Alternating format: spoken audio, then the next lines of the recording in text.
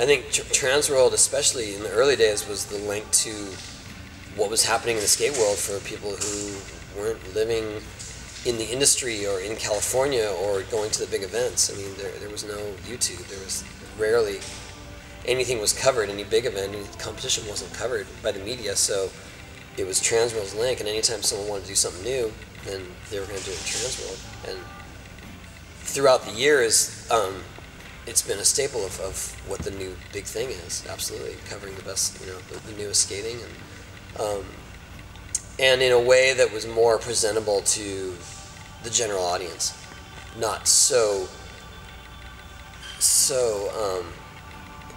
industry, and underground that you didn't understand it if you didn't come from this world.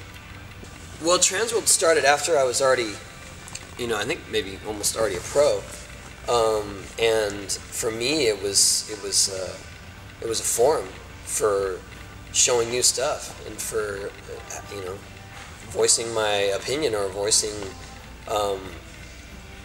what really is happening, and not just some sort of conglomerate or some sort of untouchable press. That we were controlling it, but at the same time it was like, hey, I got a new trick, I'm gonna go shoot this with Grant. But that was the only way at the time to even do that, right? That was the only way. Yes, absolutely. Yeah. Yeah. I mean, if you wanted to get something new out there, you had to get it in the magazine. Yeah. There was nothing else. No. I think I do. I think it was was it Palmdale doing that Smith grind or something, or was it the one that Neil shot? I was sticking my tongue out. Is that right? Yeah. Oh yeah, that one. Yes. Yeah, I do remember that. Yeah. That was my first TransWorld photo. Yeah, my dad shot that photo. First cover of TransWorld ever, right there. I think that my dad, he liked to shoot photos. Like, it wasn't that he was trying to be a photographer or anything. He would be there with the camera shooting. And, Larry Balma started the magazine, and Larry also owned Tracker.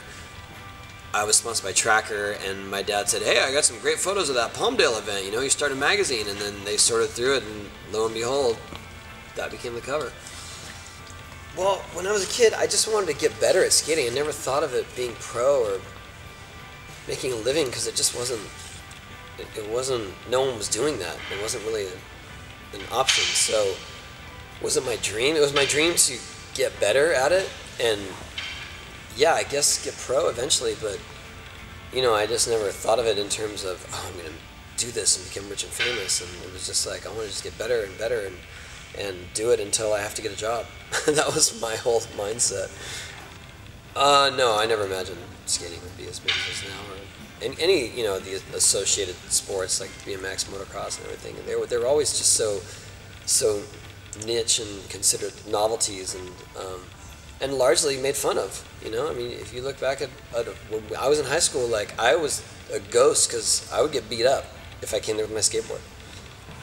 I think it was just more of a switch in perception, and parents thought immediately skating is rebellious, it's outlaw, it's dangerous, don't do it, because that's all they've ever seen of it. But no one really gave us our fair shake of what we're doing physically, what the passion everyone has for it,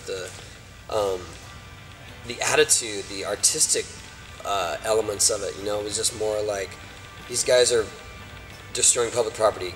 They're bad news.